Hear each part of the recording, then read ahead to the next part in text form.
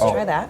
Oh. Hello, do you have insurance? Your insurance card. What kind of insurance? Do you know what your insurance covers? No, you say that for Okay, well, that was a good effort. I noticed this a few times with you. We don't say the I word. I hardly even notice. Bad word. Don't say that. Patients say the bad words all the time. Benefits. Benefits. Say it with me. Bet insurance. No. No. It's for every time you say the I word. Insurance. You're paying to go to work. Say hello to my little friend. Insurance, insurance, insurance, insurance. Sit.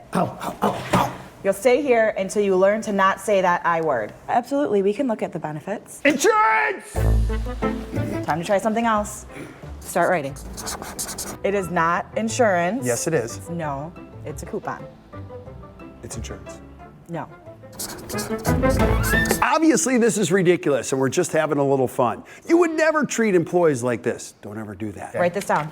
Okay. This is important. The point is this. We want to teach everyone, So when someone calls, what would you like to say? from your team to your patients, to use the proper language. Benefits in your office. Focus on their relationships and the health of the patient, not the I word.